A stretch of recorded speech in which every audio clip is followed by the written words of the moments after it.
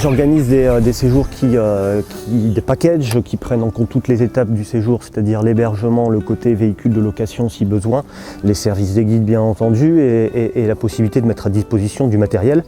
Les hébergements ont une importance assez primordiale, je trouve, dans un séjour de pêche où bien sûr on vient pour la pêche. Il y a aussi des groupes qui viennent avec des non-pêcheurs, donc c'est important aussi d'avoir des hébergements de qualité.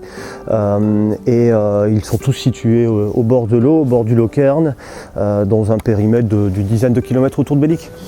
Plusieurs standards, plusieurs possibilités, surtout soit pension complète ou soit des gîtes, donc des hébergements type ce qu'on appelle des cottages en Irlande, qui sont tout équipés pour se faire les repas, économiser un petit peu en budget et puis avoir un petit peu plus d'autonomie quant au fait d'avoir une maison indépendante et totalement équipée. Donc tous les guides de pêche qui exercent avec moi et donc sur le site voyagepêcheirlande.com sont tous français et diplômés.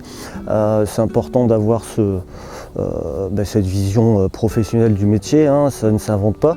On est avec Jean Domange qui guide depuis 5-6 ans avec moi et qui lui pêche aussi beaucoup de brochets, mais il a un petit faible pour le saumon. Et c'est avec Jean aussi que j'ai mis en place un camp l'année dernière, en 2017 sur le Chili.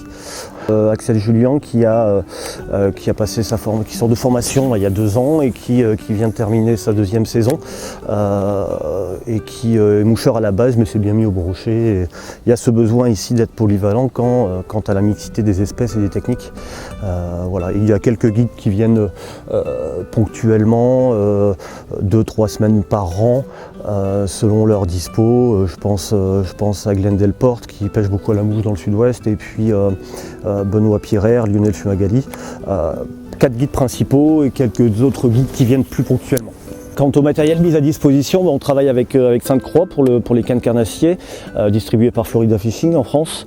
On travaille avec Raymarine pour l'électronique, du matériel qui est technique d'une part et aussi simple d'utilisation. Quant au Dragonfly 5 ou mieux après les Element, on est sur du matériel qui est mis à disposition pour nos clients quant à la pêche du carnassier. Au niveau des barques, on dispose j'ai 10 barques en tout, que ce soit des barques irlandaises comme celle-ci, des barques de 6 mètres que l'on utilise sur les grands lacs, qui disposent de mise à l'eau. Et ensuite, pour les plus petites pièces d'eau, on utilise des linders qui sont légers, qui sont transportables et qui sont de bonnes barques, un peu plus petites mais faciles à transporter.